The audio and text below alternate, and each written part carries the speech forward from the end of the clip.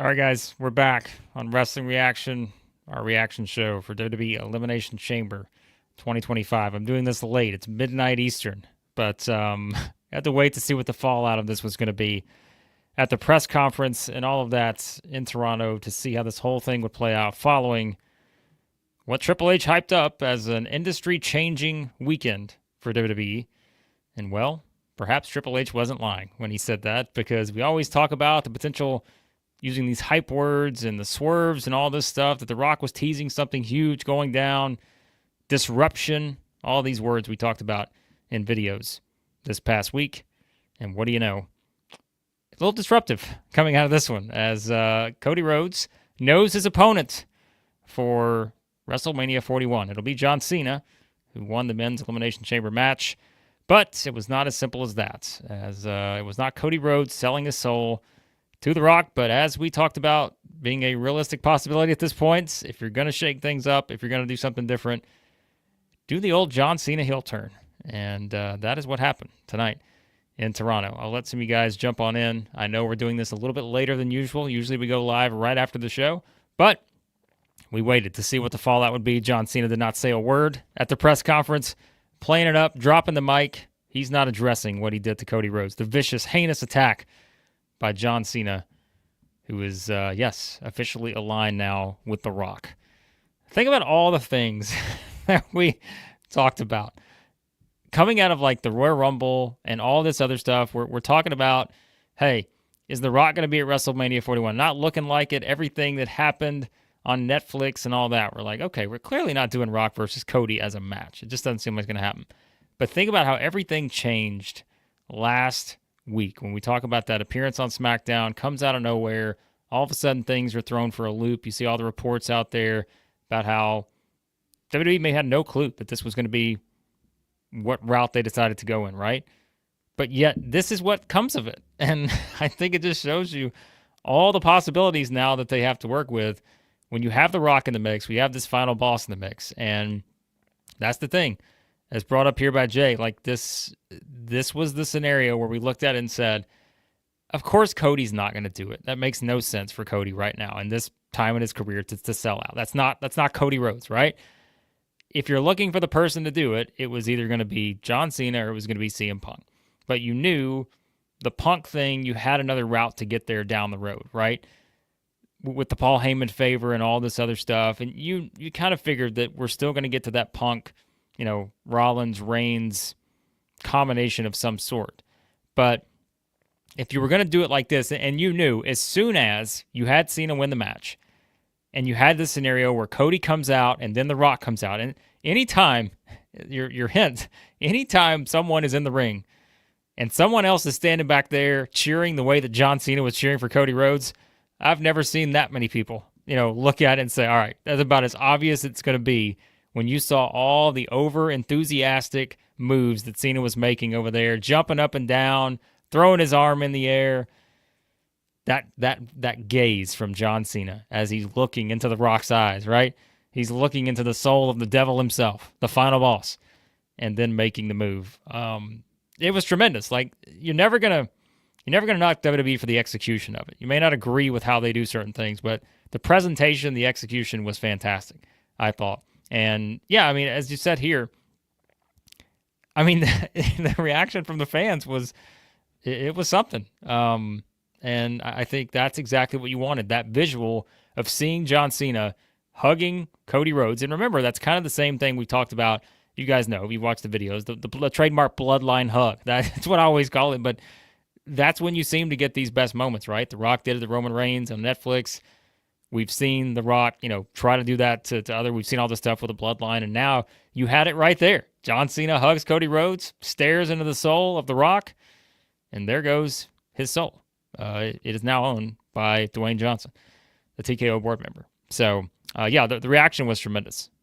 So it's gonna be something. So, all right, I'm gonna get to some of your chats. I appreciate you guys hopping in. Again, we're doing this a little later than usual, but I wanted to see what happened with the press conference, what people had to say, all this. There you go. There's a thought. Roman and Cody teaming up against The Rock and John Cena at SummerSlam. Now, how about that? Can you imagine that being a tag team match? Would be tremendous, wouldn't it? What a thought that is, for sure. And yeah, I mean, you look at the looks of it, it's like kind of building up the NWO 2.0. The Rock's kind of building up his own little group here outside of the bloodline. We always thought it would be within the bloodline, right? But we're not clearly in that spot right now with him.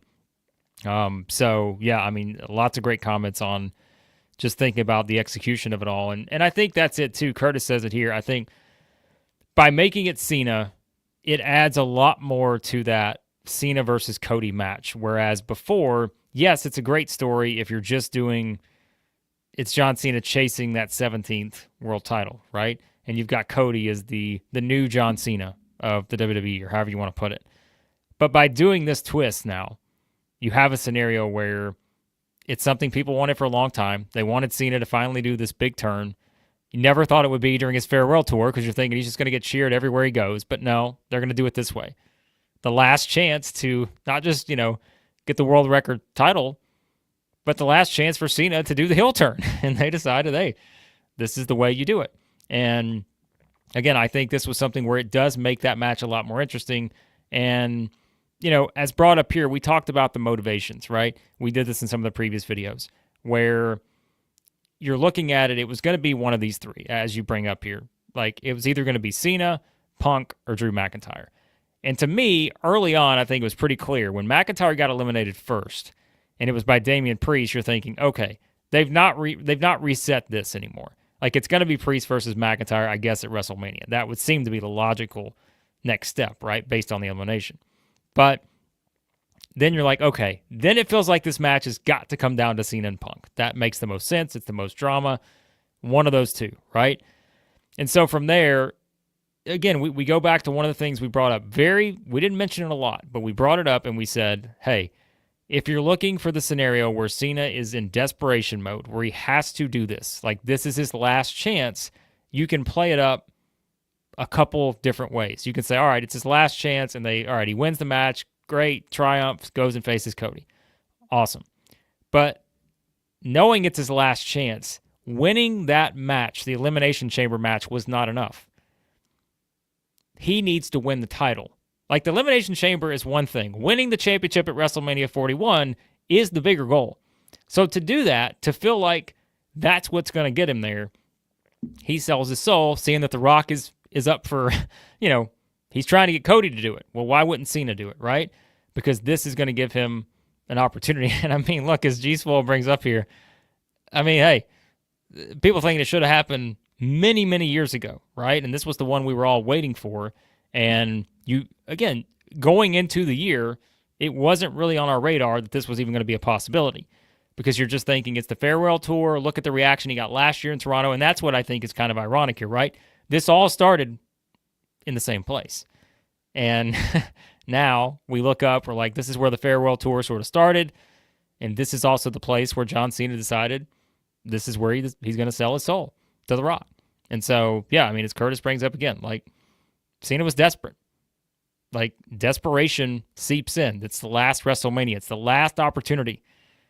And so, if that record means everything to you, which is what we're led to believe it does mean for John Cena, because he wants that record. He wants to break Ric Flair's record. Well, what better chance than aligning yourself with the person who holds the most power? And even The Rock said it himself. He's the person who holds the most power. So, makes sense. And I think here's what we're going to get into. We'll talk about this in future videos. But now we've got to set the stage for what's actually going to happen at WrestleMania 41 between Cena and Cody. And I think that's going to be very interesting to see how we can kind of formulate some predictions for that one, because I think now obviously it gets a lot more fascinating, right?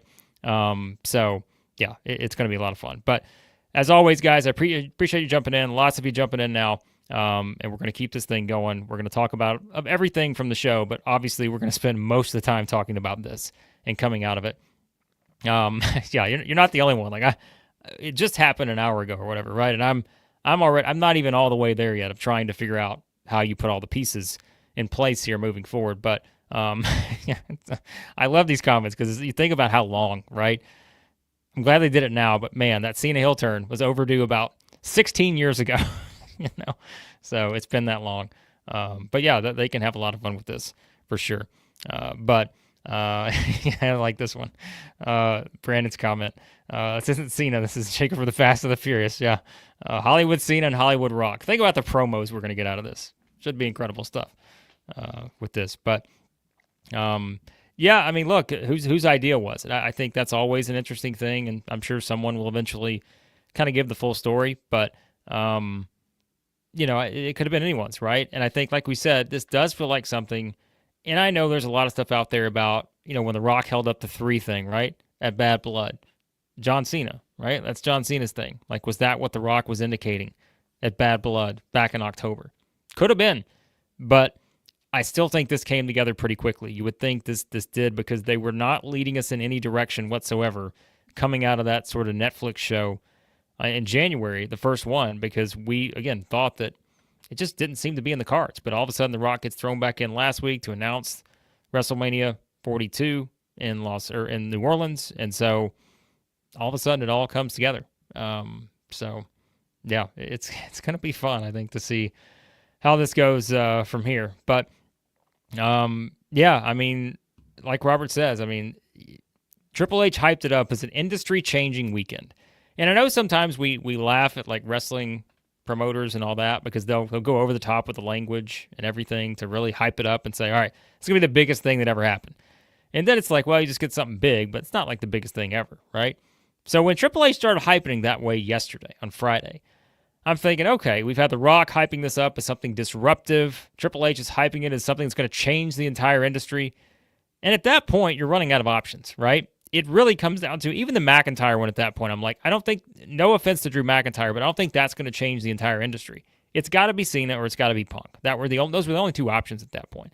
So you kind of felt like we were going to get that tonight, and it just came down to who was going to win the match and who was going to be standing in the ring with Cody. And it just so happened it was Cena, and you're sitting there thinking, all right, this is it. And so, yeah, I thought it was so well done from an execution standpoint. I don't think there's any question about it. So, yeah, let's get to some other stuff. Yeah, I mean, it's like, we'll get to that in a minute, but the whole Jade thing, that feels like forever ago since that happened. But, yeah, Jade came out. She was on another level. We'll talk about that in a few minutes. We'll stay on this for a few here. But, yeah, give me your scores, guys. I know we've got a lot of comments coming in. Remember, leave a super chat if you want to make sure I don't miss your comment or question. We do have a lot of them coming on in here, so appreciate it. You can leave as much as whatever, 30, 45 cents, whatever you want to leave. Make sure I see your comment. I'm going to try to scroll through here. We always make this, reaction-based. I don't go through and review it match by match. Just react to what you guys are saying. Always a lot of fun, since we only do these usually for the PLEs. So, yeah, I mean, I think, again, everybody's kind of of the same sentiment here, that this probably should have been done years ago with Cena. It just never happened. You felt like they were always getting close and close to doing it, but look, WWE was in a period, too, during that time where they didn't really have any other options. They had to keep Cena there, and they were fine with letting, the crowd kind of play however they wanted towards him, because there just weren't a lot of other options to replace him, it felt like, at that point. And so that sort of stayed there. But, yeah, that's kind of what I'm thinking. I mean, if you'd have turned him back then, the business was in a much different place. And I think now it's his last year, right? Like, your business isn't dependent on John Cena. So if you are going to turn him, there was no better opportunity, at least in this iteration, than now, right? Because Cody's your guy. And so, and like I said, I think it makes it a lot more interesting now, where if you'd had babyface Cody Rhodes versus babyface John Cena and nothing else included, then you're making the fans choose, right? Now, I say that, we already know what's going to happen. There are going to be plenty of people that are going to cheer Hollywood Cena over Cody Rhodes. And so that makes for a much more lively atmosphere in Las Vegas coming up, next month. And so, but it's just much different now, right, than having to choose between the 2 good guys. The 2 guys who are all about the hustle, loyalty, and respect, right? Cody's not wearing the merch, but that's him, right? Like, he's John Cena in a certain sense. So it's a little bit kind of different now, and I like that they're in such different roles here. It makes it a lot more fun to kind of look at. But yeah, so we'll see how it would play out. I mean, I can answer this one for you, Alex. Would it have been a big of a deal if it was years ago, if the old creative was in charge? No. Like, I think it would not have been as big of a deal. Because, again, for all the stuff going back to last week about the final boss and everything, right? And that segment on SmackDown, which I know I always try to look at the optimistic side of things, but it was not the best segment in the world. You still look at what the final boss, the character itself, has done for WWE over these past 2 years. And I think this version of The Rock has made it a lot more compelling. I mean, what else do you say, right? So by having The Rock involved here and then putting the combination of this version of The Rock with the eventual turn now of Cena, there's no way you would have gotten anything close to this in the old regime with Vince. I don't see it. So I don't see it happening at all. So,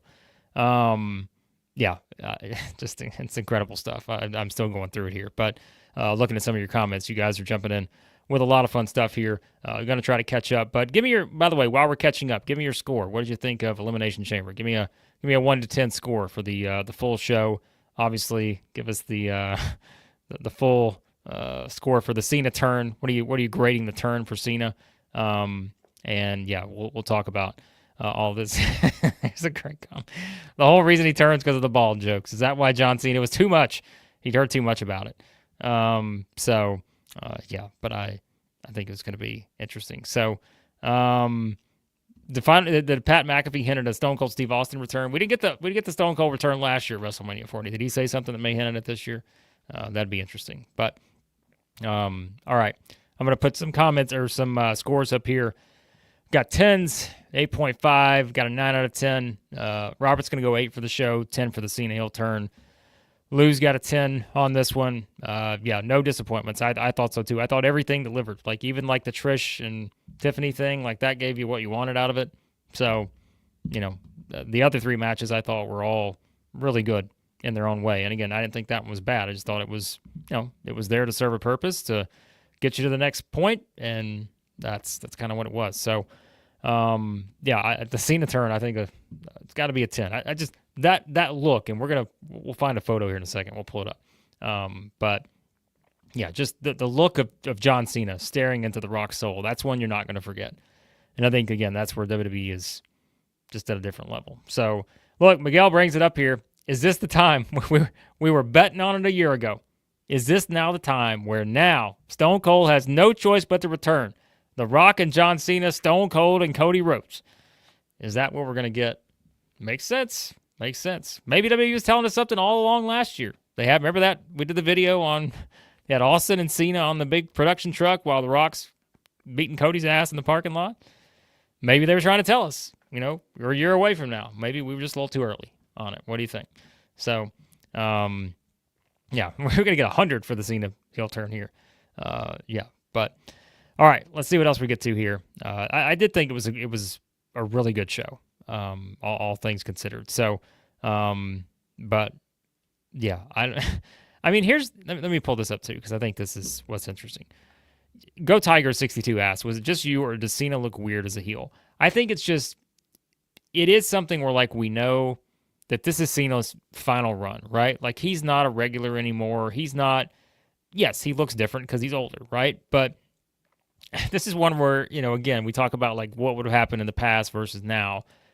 It would have maybe hit a little bit different in a previous era, knowing that maybe you still had years and years of Cena to go, right? But knowing this is the last time, and it's just not something we ever probably would have envisioned, given the history, right, between The Rock and John Cena. Think about it. A year ago, Cena's in there costing, The Rock the opportunity to prevent Cody from winning the championship. Cena is one of those people that's trying to stop The Rock from screwing Cody, right? And so, yet here we are a year later, and brought up here, like the new Hollywood tag team, like the new power duo here. They're the new 2-man power trip, The Rock and John Cena, right? So what's going to happen? How do you kind of play some of these people into this whole story? Because we know it's just not going to end here. You're going to have a lot more people intertwined, like we said, whether it's Roman Reigns, CM Punk, a lot of other people still have to be involved in this. And I think, remember the whole Cody Rhodes versus Randy Orton thing? We were wondering, when are they going to get to that? How's that going to happen eventually? I mean, Orton comes back here tonight, he goes after Owens. You've got to think that's your WrestleMania match, is Randy Orton and Kevin Owens. So lots of stuff like that. So yeah, I think there's plenty still to come. Samuel, Cena's heel turn will feed generations. I agree with that. Do you think that he'll win the title at WrestleMania? Look, I think right now, I just, my whole theory going back to whenever they announced the farewell tour for John Cena, to me, it was never going to be about the WrestleMania match. Even though it's his last WrestleMania, it was never going to be about that because why? You've got a whole year of it. You've got a whole year of playing with the story of can John Cena win the championship. If you do it at WrestleMania, even though this is a new Cena now, as he's turned heel and joined The Rock, you could still get some mileage out of it for the rest of the year, right? And look, at this point, you're like, the reaction to all of this, they may feel like, hey, we got no choice but to put the title on Cena. But here's the thing. Are you going to have Cena, as sort of someone who, if he wins the title at WrestleMania, do you still get as much as maybe you want out of the farewell tour, or do you wait until the end? Well, see, it's different now because I would have said drag it out longer, right? The suspense, build it up a lot more. But now it's like, if he's in this kind of spot now where he's the heel and he just made his most desperate move he could make by turning heel, kicking Cody in the balls and joining The Rock, then, I mean, you don't really have to drag it out very much longer, do you? If he's going to win that championship, him and The Rock, standing over Cody after WrestleMania is not a bad visual. But I don't, right now, if you had to say, hey, pick one or the other, I would say probably Cena doesn't win it at WrestleMania. I think Cody probably does, but got to think about it a little more because I think this is just such a different dynamic now, right? Where the roles have reversed to where Cena may be the one so hot coming into this and coming out of it, they may be like, hey, let's take a shot here. So, but I don't know. It's also, remember too, Cena's not going to be wrestling on every show. He's not going to be on every show. So I think that's something you got to think about as well. So, anyways, great question, guys. Keep them coming. I'm going to try to keep some of these questions on the list here so I don't miss them. I know we're a little behind, but again, this is your show. I just react to your thoughts, questions, all that, and have a lot of fun with it. So Gerard asked too, didn't see the event live, did see the actual turn from Cena. Is that the first time Michael Cole ever said shit, and was it uncensored? Maybe. We know Cody definitely said something that was uncensored that you don't get on WWE. Again, it shows you. Someone said in the comments earlier, like the Attitude Era. Yeah, I mean, they're leaning into it at this point. I don't think Cody's getting away with saying that on Netflix, but you can get away with saying it on the PLE on Peacock. But, yeah, so, and I'll say this too. I think it's a good point. Like, we have fun. You guys know, I mean, I do this channel, and I'm sitting here always trying to come up with all these theories and predictions on what's going to happen next, just because this is the way I would talk to my friends, right? I would just talk to, hey, I bet this is going to happen, or this is a cool story that could happen. Like, always been like that. But sometimes I even have to tell myself, you know what? Let's just sit back and see what happens here. It's going to be fun. Like, I have more confidence in this current structure in WWE, this creative, than I've had, I couldn't tell you how long, right? So it's like, I think they'll figure it out. There may be some dips and all that along the way, but I think we'll figure it out. But we'll see. Cena turn on The Rock. It's been a babyface with a plan all along at the end. Yeah, I mean, there are so many ways you can go with this, and I think that's where this is kind of so fun. Yeah, we're gonna get Cena new music. I think he's gonna have some new music. I think they'll probably keep the music, right? But if they give him a Final Boss-esque entrance theme, then they've really gone over the top. So, and look, this was a ballsy move because it is his farewell tour. You're going to be selling merch in every single arena, every city that John Cena is in until December, whenever he retires. So to do it now, it was something that, this is why, again, we think about it from like the business perspective. It's the same argument you had with John Cena years ago, where it's like, come on, Cena's the merch seller. He's selling all the merch. You really can't turn this guy. You want people buying his merch. Well, guess what? People are going to buy his merch now the same way they wanted to buy the NWO's merch when Hogan turned. Because, it's something new and it's different. And so they're still going to be selling the merch, but who knows? Maybe they decided to go the black and white version, right? Rock was out there dressed up in the black. Like, maybe that's what they decided to do. So, we'll see. Great theory here. I like this too. Rock automatically puts John Cena in the chamber where everyone else had to qualify. That was another hint. I don't know if we said that on the previous video, but that was another one where Cena's the only person who didn't have to qualify. And then you started having people bring that up, right? Punk brought it up in a promo. I don't know if someone else brought it up as well. I feel like I remember someone else saying it. But when you started to have some of that being dropped in these promos that these guys were having on Raw and SmackDown, that also gave us a little bitty hint into, you know what? They're right. John Cena, the guy all about hustling, got eliminated last in the Rumble, and then he walked right into Elimination Chamber. Didn't see him between the two. So that should have also given us probably an idea that, that they were plotting something. So, yes, John Cena, the prototype back in the day. Go watch your prototype highlights if you want to get in some on John Cena. Of course, he's playing the early on too, the Doctor of Thugonomics and all that in the early WWE days, and so he was really good, and that's why again people were fond of the idea of having him turn, is because he was so good at this. But yeah, and I think you do have the possibilities here that Cena turned back on The Rock. You would think at the end game here eventually, whether Cena wins the title or he doesn't, you're going to have Cena ride off into the sunset as the babyface. So we're doing this early on March the 1st. By the time December the 1st rolls around, is everyone cheering Cena again? Does he finally come back around and make the right move? You've put it in a pretty tough spot to ultimately sell people on that right now, but you can get there. You can get there. It'll be fine. So I don't think he ends the career like this with Hollywood Cena, but he might. The real devastation on this could be with R-Truth. R-Truth is a man that's got to be devastated right now. So I think that's what we got to be thinking about is R-Truth. What's R-Truth's response to this whole thing? So here's the real question too: is John Cena going to retire the shorts? What's he going to wear? I think he's still going to wear the shorts. But yeah.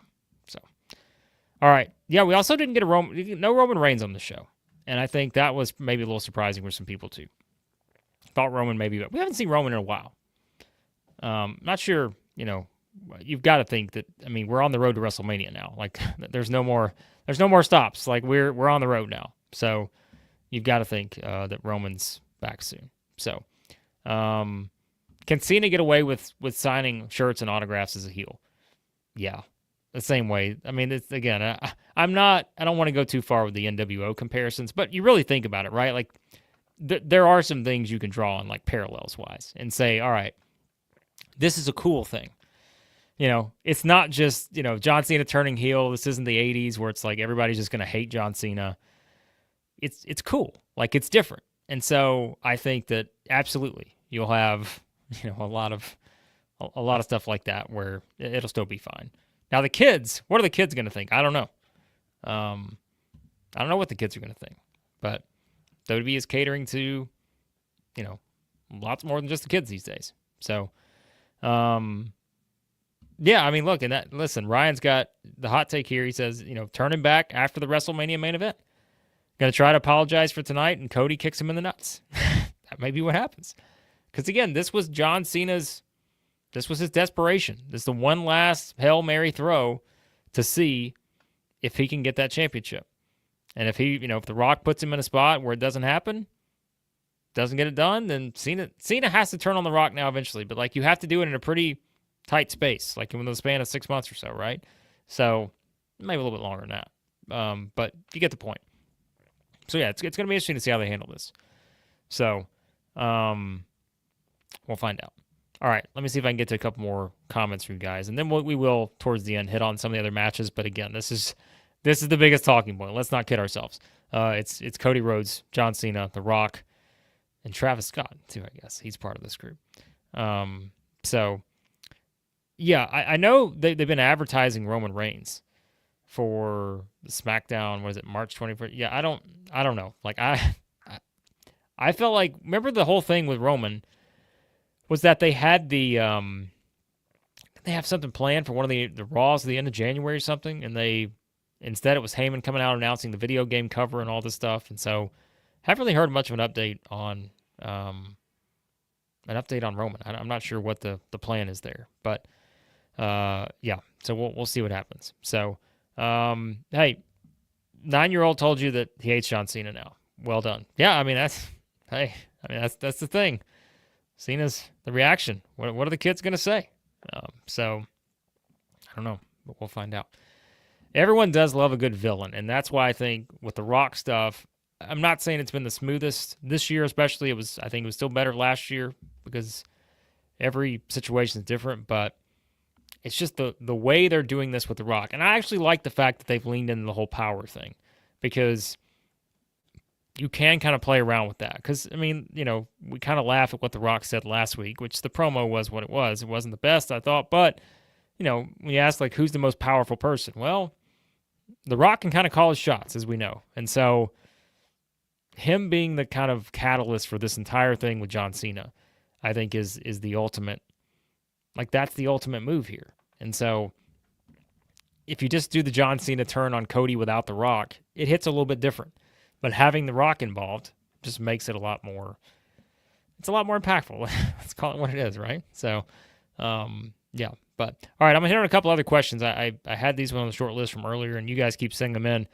We'll talk about everything else, too. But here it kind of goes back to, and we'll tie this into, let's go ahead and talk about the Women's Elimination Chamber, and then we'll get back to the Cena and Rock and Cody stuff. But G-Swell asked, you think Bianca versus Rhea is going to main event WrestleMania 41 Night 1? I mean, I think it's got to be Jay. I do. And I know everyone has different opinions on the Jay thing. We talked about it on here in multiple videos, but I think you got to go with Jay. He won the Rumble, right? And I know it's like, doesn't always play out that way, but I think this year, I think it's got to be Jay versus Gunther Night 1. I think it's got to be Cody versus Cena Night 2. And I know, again, that may not make everybody happy, but you only have the 2 slots. And because Jay was the Rumble winner, and Cena is going to main event WrestleMania, you're not putting Cena in any other position except for Night 2 in the main event, then I think it's still going to be Jay versus Gunther. But listen, Bianca, I just thought she was probably the choice. We talked about that a while back, where if you're looking ahead, you're thinking, Bianca made the most sense. If it was not going to be Becky Lynch, or if they were not going to do the rematch with Charlotte, it had to be Bianca. I didn't think there was anyone else in this match that you were going to look at and feel like they were going to be the choice. And I know people are still saying, well, it could be Bianca versus Io. I just don't see it happening. I think it's Bianca versus Rhea Ripley. They teased that. Remember, we went all the way back to Survivor Series. And remember that the teams, they're building up the teams. They're having some of those backstage segments on Raw and all that. And you have that tension between Bianca and Rhea. And throughout this entire time, we've been trying to figure out, okay, is Bianca going to be the one that turns? Is it Naomi? All this? Well, as we know, Jade comes back here, and what happens, right? I mean, Jade goes after Naomi just when you think she's going to knock out Liv. She takes out Naomi. I still think Bianca has to be involved in this somehow. Maybe I'm wrong about that, but I think that I don't know that it's just as easy as everything with that, but Bianca to me was the best choice. So I think that's probably it.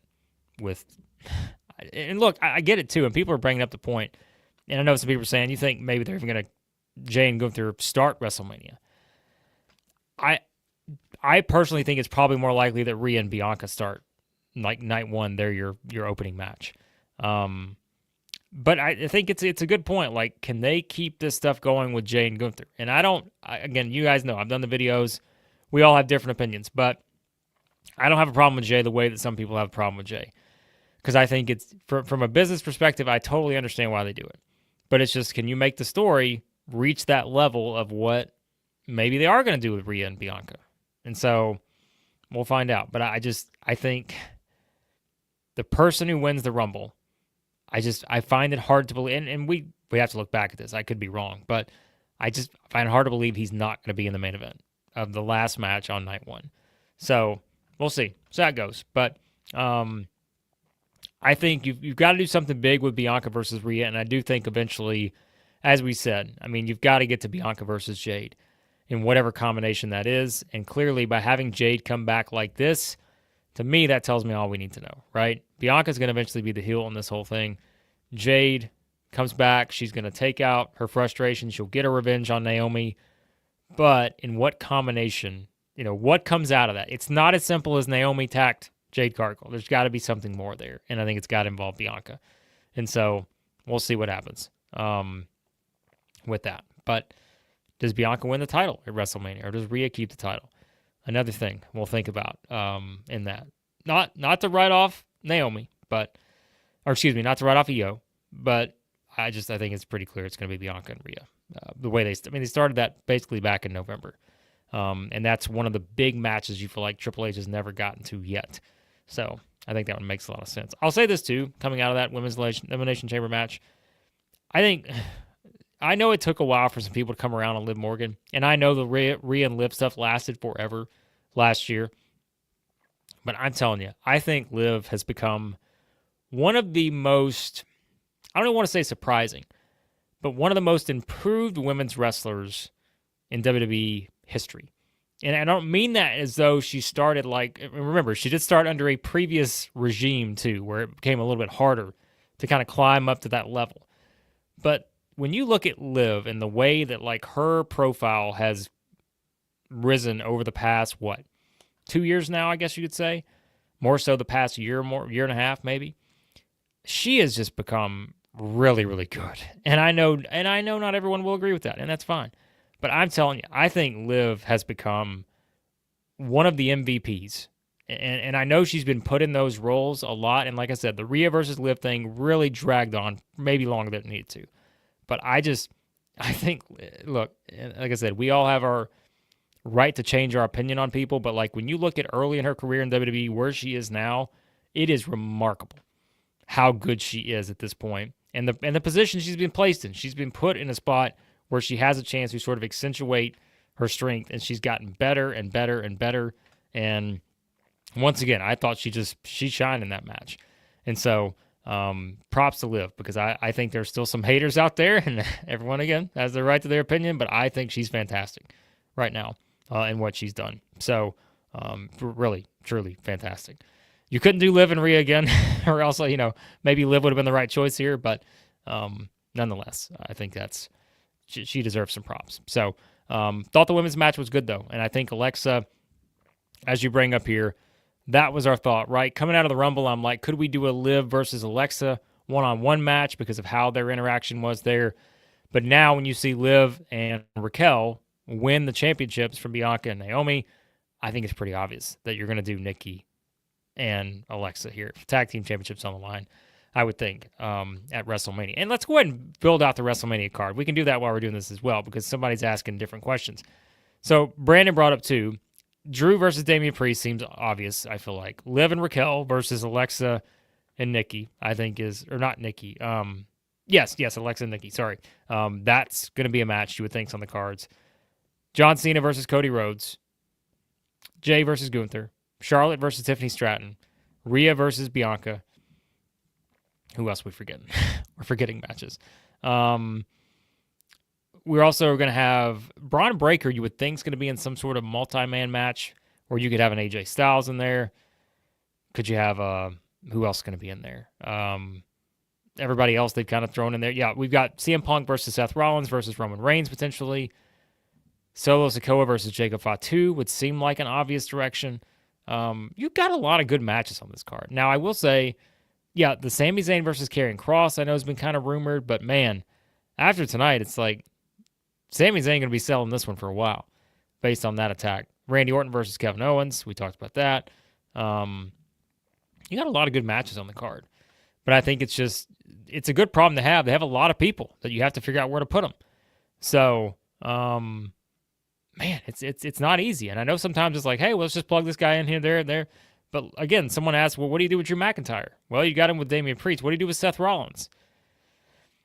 Obviously, he's going to be in the stuff with Punk and Roman, you would think. But, again, the different combinations, it's not as simple, probably. But, yeah, you're going to have a lot of multi-man matches, maybe. I mean, that's the way it works. So, yeah, Styles, Braun Breaker, Sheamus in that group. Yep.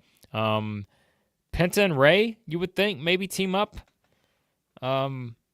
that may be something you get. I don't know. Like there's lots of stuff you could do.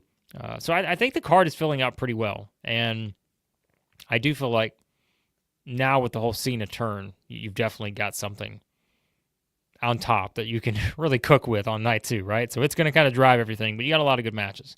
I think you can still promote there. Question here, does Roman come back and help Cody? Interesting thought. We'll talk about that for sure, because I think there's something you could definitely do there without a doubt. So maybe R-Truth calls John Cena. That's a great point. So who turns first? Solo Sikoa or Jacob Fatu? That's a great question, because you guys know I was sold on the Jacob Fatu turn. Now I'm not as sold because I think the crowd's going to cheer Jacob over Solo at this point. I don't think there's any doubt about it. And we talked about that problem they kind of have with that, but not the worst problem to have. I still think Jacob Fatu turns, but you never know. Could Solo be working, from behind with Tama Tonga and Eye Patch Tonga Loa? I don't know. Like it's possible. I'm not sure what's going to happen, but they've made it a lot more difficult to kind of figure out, but we'll see what happens with it. I think they're leading you in the direction to think that Solo is going to maybe turn first, but I still think that Jacob Fatu visual of him, again, the bloodline hug and turning on Cody, I feel like, or not Cody. Well, I saw Cena do that tonight. Yeah, you could have that visual. I think it'll work out. Shout out $5 super chat. Hey, I really appreciate that. Again, guys, I appreciate all the contributions to the channel. I know I do as many videos these days as we used to do during the week, but I try to make them a little more impactful, hitting on the big topics, and then we have a lot of fun with these reaction shows. So I appreciate you guys jumping in, and obviously we'll do a lot more of this on the road to WrestleMania now, as we're having a lot of fun with these, and I might even try to do a weekly thing leading up to. Maybe we do one of these live shows a week leading up to WrestleMania 41. So just kind of a Q&A, have some fun chatting about different things and all that. So, yeah, LA Knight, it's a good question. I mean, you got to try to get him to get the title back, I suppose, right? So maybe that's it. Maybe that's what you do with him. So, yeah, we'll look at that. We may try to do an early prediction for a card in the next couple of days. Just kind of fill out every match, because I do think we got close here with some of these. It seems like we kind of know the direction. But, yeah, you would think multi-man maybe for that title too. I don't know. So maybe LA Knight. Yep, Chelsea Green's got to have something to do. I mean, you got to give her a match.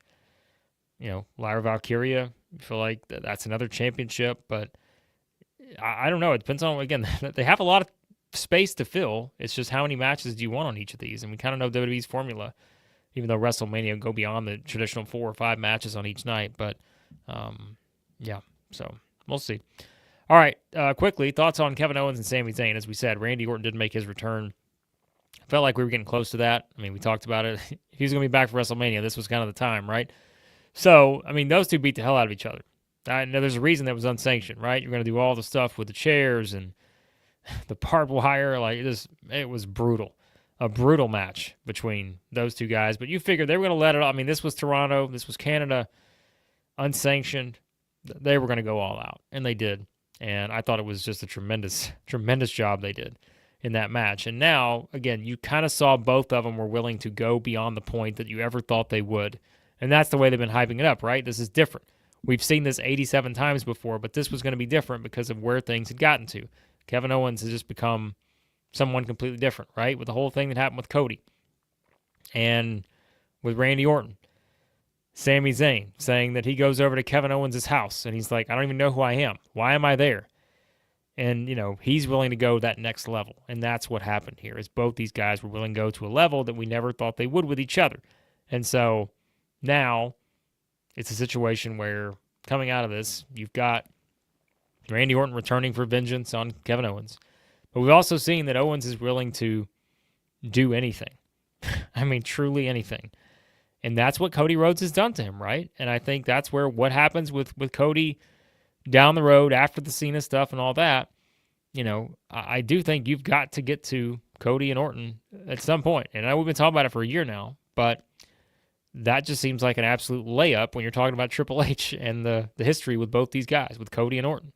Like, those are his guys. And so you feel like you've got to do that. And what will this feud now with Kevin Owens do to sort of break Randy Orton, right? To where maybe he becomes the next Kevin Owens in this whole scenario. So, yeah, it's a great comparison here. Like, it is like Kevin Owens is, I saw some people earlier, they're like, hey, he's the MVP of the year so far. I mean, he's been tremendous in this. Like, this is some of the best work he's ever done. And I think it's just because, you know, they're able to lean into the realism with some of this. And I think Owens is the kind of person who brings up the stuff we say, like about Cody, right? And it's going to be interesting to see what John Cena says now in this new role about what it's really the things that they're not, you know, Kevin Owens was right. That's the whole point here, right? You know, when you look at it. But there are things he says about Cody that are absolutely correct. And so, talk about like a modern day Mick Foley. I like that comparison. I mean, it's just Kevin Owens is willing to go to any depths right now to sort of prove that he's right. And he's like the deranged, you know, sort of guy who's, you know, Foley, there were the three faces of Foley. I feel like you've got the three faces of Kevin Owens, although now it's just like, this is such a different one than we've ever seen. So I like it. Yeah, give me Randy Orton, Kevin Owens, 3 stages of hell match. How about that? I'd be up for that. I'd be okay with that match. So, Orton's neck. See the size of Orton's neck. Yeah, well, Randy's in great shape for this point in his career. No question about it. So, yeah, maybe you do Cody versus Orton at SummerSlam. That's where, like, this whole John Cena thing is just throwing a wrench in things. First comment of the night, we talked about it. Give me a tag team match. Give me The Rock and Cena versus Roman and Cody. What a tag team extravaganza that would be. So, I don't think I'd be surprised at all if we get a Kevin Owens title run this year. He's doing tremendous stuff. He just re-signed with WWE not long ago, right? He teased the new contract, 4 or 5 years. Wouldn't be surprised to see Triple H reward him with a title at the top. So, yeah, maybe do Cody versus Randy Orton a year from now. And that's where, like, the longevity of these guys, too, right? Like, this is the final year for Cena. We know that. Like, you're not going to have John Cena after this year wrestling. But then you're looking ahead. You're like, all right, how many more years does Orton have? How many more years does Punk have? You know, Rock matches, all that we talked about. You're not going to get more than 1 or 2 a year from Rock at this point. But you still have a lot of guys you can mix and match, and you're building up the future at the same time, right? You've got the Braun Breakers, the Tiffany Strattons, all these people who are becoming the next big stars and everything. So, yeah. But Corey wants to know, is it safe to say that Logan Paul is the most hated man in wrestling? He was the most hated man in Canada tonight. I'll tell you that. Bringing out the American flag, right? So it was a heel move if I've ever seen one, given the current, given the booing of the national anthem and all that. But Anthony's got double turn coming at WrestleMania 41 with Cody and Cena. How about a double turn? I think a double turn every now and then. So yeah, I still don't think it's not going to happen with Cody just yet. I think if anything, I think what happened tonight only strengthened the idea that Cody is not going to turn at any point in the near future, because the way they Michael Cole, Wade Barrett, they're all coming in to check on him. Like, you're bringing the commentary team in to check on Cody and having him walk out, and he's like the fallen hero who just got completely screwed over by the former hero, and so all this kind of stuff.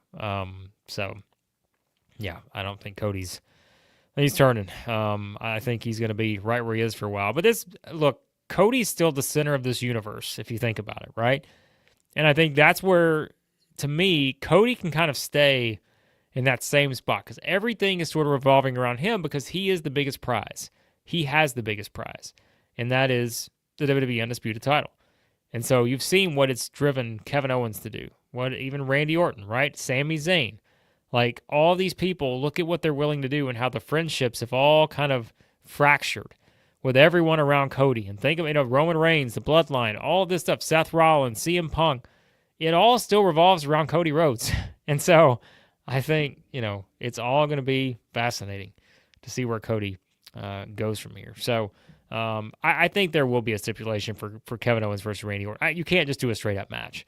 Not after that, right? Not after the unsanctioned match. I feel like you've got to keep it. I don't know if they're going to try to replicate that, but you've got to have something in play. Last man standing, maybe, something like that. Perhaps you could do something. So could be interesting for sure. All right, let's see what else we've got here. Appreciate the comments, guys. Keep them coming. And always enjoy your feedback here to kind of see how it plays out. Jay asked earlier too, and I forgot to get to this, but I did want to address it. The favor with CM Punk now, and how do we look at that as a possibility? Well, and I think that's where it's interesting, right? Because here's the deal. As of right now, we know that CM Punk is not getting his WrestleMania match in the main event. But it's, remember, some of you guys suggested this, and we hadn't really put too much into it because we want to see what happened here. But, is this where you get a CM Punk inserted into maybe the Paul Heyman favor? Now that Punk hasn't gotten the opportunity to get in the match to face Cody, are there some strings pulled where maybe Punk joins the Jay versus Gunther match? But see, that makes it a lot more weird because you're not going to turn Punk here right away, right? You just turned Cena. I don't think you're going to turn Punk 2 right now. Because if you put Punk into that match, all of a sudden it's seen as, well, Punk's taking away Jay's opportunity. And so maybe the longer-term play now, and here's where I said this, right? Remember, the discussion we're having a month ago, even 3 weeks ago, is completely different than the one we've had since The Rock came back, which was, been 10 days ago now or whatever. So I think that's where this whole thing becomes confusing because you don't really know what the plan was before The Rock came back. And I am of the belief that even though they'll tell us the opposite, I don't think everything has just been by design throughout this WrestleMania 41 season. I think there's clearly just been either The Rock decided he wanted to come back or however they decided to do it, right? And so that just changed the dynamic here. And so the thing is, if you insert Punk into this, and I see you guys mentioning some of the possibilities, do you throw Punk into this? That's one of the things I suggested. I'm like, is this where Punk gets inserted? That's the favor from Heyman. Then all of a sudden, everything just gets a little wild, right? And remember, too, my whole reasoning here for that is this. You now have got John Cena versus Cody Rhodes in a one-on-one match in a WrestleMania Night 2 main event. And Cena, listen, he worked fine in this match in the Elimination Chamber. But you have opportunities in an Elimination Chamber match to do what? And he did it a couple times. You get to lay out while everybody else is doing their shit, right? Everybody else is getting their moves in, and you're over there just laying in the corner. You could do that in the Royal Rumble. You can't do that in a WrestleMania main event. So, if you have an opportunity to maybe get Punk added to the equation, you take away some of that. But then it becomes a little more convoluted because Cena did earn the opportunity to get to this WrestleMania main event. This was before the turn, before The Rock and everything, right? Cena earned it. Now, Seth Rollins screwed over Punk, but I think that only adds fuel to the idea that it will be Punk versus Rollins versus Reigns. And to me, it's just a matter of, okay, if that happens on night 1, do you get a scenario where Punk gets inserted on night 2? But I just don't, the way they played this, I don't know. I just think now it's so definitive with the Cena turn that I don't really know how you get Punk there, for it to make more of an impact. But you could, because like I said, now it's clearly Cody Rhodes versus John Cena, one-on-one WrestleMania main event. But we'll see how it goes. So I like the thought, but we'll see. And yeah, Brandon says maybe that's as simple as it is. Maybe it's just that's the favor, is you get the triple threat. But I think Punk's got to have more than that, right? Punk can be the referee. There's a lot of ideas you can work with, but I don't know. We'll see how it plays out because you've obviously got to do something with Punk here that feels bigger maybe than just the triple threat. It's a big match, but I told you guys I like the idea of those three in the ring together, but without any stakes or anything attached to it for WrestleMania, I don't know. Maybe you need a little more something than that. So we'll see. But all right, guys, we're gonna wrap up here in a couple minutes. Anything else you want to get in? Send your questions, comments, whatever, and I'll probably do another video tomorrow with some more extended thoughts on this. But as always, we just do our live reaction show after the fact to kind of share some quick thoughts on what just happened, all that. And again, it's a lot more fun when I get to engage with you guys, talk about it, and see what you're thinking on some of this. But yeah, Corey, I think that's the common thought too, is that this would not have been our first choice, right? Our first choice for Roman or Punk or maybe Rollins, a triple threat without any stakes attached potentially. I don't think that was our first thought, especially when we're thinking of ideas of Rock versus Roman versus Cody, all this possibility. And you're thinking, okay, Punk versus Gunther, Punk versus Cena even, like those are all things that you could have put on the table And so it doesn't necessarily feel as big and all that. So I don't know. We'll find out. But yeah, I can get why some people may be a little deflated if that is the match. Just a simple triple threat. There's got to be more involved there. So we'll see. But everyone seems to be on the same opinion, that Roman's going to come back to help Cody. Could be the case. Roman, Stone Cold Steve Austin, one of the two. Got to help Cody Rhodes in this scenario with The Rock and John Cena. The NWO 2.0 here. Yeah, but we'll see. Tama Tonga, I can't see Tama Tonga in a match at WrestleMania unless Tonga Loa comes back, right? Unless it's in a tag team, multi-team type match. I can't see that. So you would think, though, that's probably the scenario where they team up and they're in one of those tag team gauntlet match, multi-man match, whatever it is. They've been building up that whole SmackDown tag team scene, right? With all these different teams. You would think they all get thrown into the same match somehow, potentially. So one of those kind of sprint matches where you got like 8 teams in there, last like 15 minutes, and everybody gets their stuff in. Maybe that's what they do. So we'll see. Yeah, maybe Roman comes back, on Netflix on Monday, and it's just that's where you start things. Punk and Rollins are going to have some sort of exchange because of what happened, the Chamber. Rollins cost Punk after Rollins was eliminated. Punk will have something to say about that. So, yeah. But, yeah, as we said earlier, Austin, this may be the time Stone Cold comes back, and he helps out. So, yeah, I think you've got to have a little bit more. So we're not done here. I think this is just the start of a lot more bigger stuff. Not bigger than this, probably, than a John Cena heel turn, but you get my point. A lot more big stuff on the way, I think, on the road to WrestleMania 41. So, all right, guys, I'm going to hop off here for now. I know it's late for some of you. It's going to be 1 a.m. Eastern for some of you, midnight Central, wherever else you are. It's probably late. So we'll come back tomorrow, probably have another video for you guys, share some thoughts on everything else, kind of look at what everybody else is saying, what's going on out there, what's the thought. Go back and watch a few of these things, as I always do, kind of see if I can pick up on some more stuff. That was something. John Cena turned to the dark side. He sold his soul to The Rock. We thought that me one of the possibilities here was going to be Cena, was going to be Punk, was going to be McIntyre. Turns out it was Cena.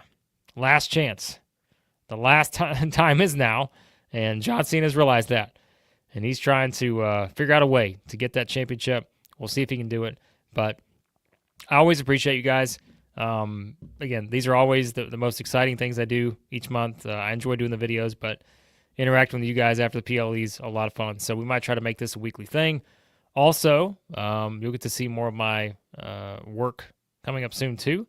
I'm going to start doing some writing for Sports Illustrated, their wrestling site. So you've seen some of the stuff pop up on WWE, the headlines from Sports Illustrated and all this other stuff. Well, I will be doing some writing over there now. So you get to check out more of my thoughts. I'll share it over here as always and kind of link things so you guys can see it. But hopefully you enjoy that.